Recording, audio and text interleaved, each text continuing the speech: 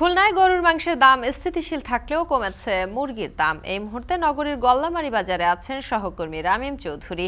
তার কাছ থেকে জানবো মাংসের বাজারের খবর। রামিম, গরুর মাংসের দরদাম সম্পর্কে জানাবেন, সেই সাথে জানাবেন মুরগির মাংসের কেজি কত?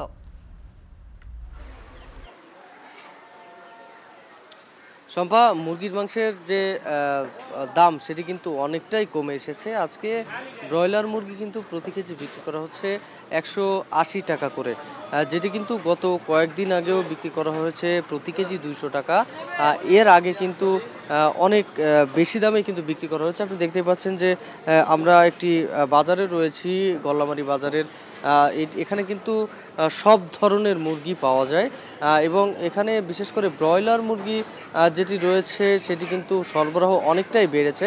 এখানকার যে খামারিরা রয়েছেন তারা কিন্তু সামনে কোরবানির ঈদ এবং ঈদের আগেই তারা চেষ্টা করছেন যে সব মুরগিগুলো যেন সরবরাহ করা হয়ে যায়। তো সেই কারণেই কিন্তু মুরগি বেশি বেশি সরবরাহ করছে বাজারে এবং তার ফলে কিন্তু দাম অনেকটাই কমে এসেছে।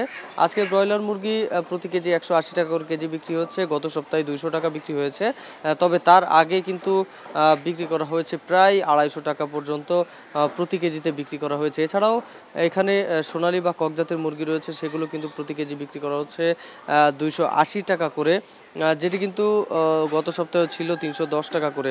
মোটামুটি সোনালী বা ককজাতের মুরগিতেও কিন্তু প্রায় 20 থেকে 30 টাকা পর্যন্ত প্রতি কেজিতে কমেছে।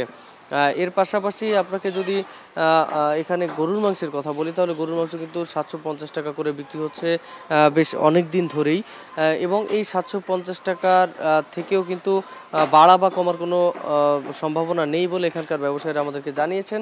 তারা যেটি বলছেন যে গরুর দাম বেশি থাকলেও কিন্তু চাহিদা কিন্তু অনেকটাই কম। এই চাহিদা কম থাকার কারণে কিন্তু গরুর মাংসের দাম তেমনটা বাড়ছে না।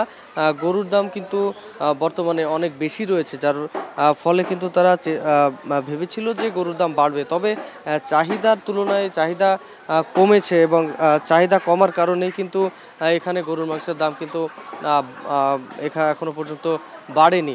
তবে তারা বলছেন যে গরুর মাংসের যে দাম সেটি স্থিতিশীল অবস্থায় থাকবে এবং সামনে ঈদের সময় দাম কমা বা বাড়ার সম্ভাবনা নেই। সম্পাই ছিল আমার কাছে খুলনার মাংসের বাজার থেকে সর্বশেষ খবর। খুলনা থেকে মাংসের বাজারের খবর জানাচ্ছিলেন সহকর্মী রামিম চৌধুরী।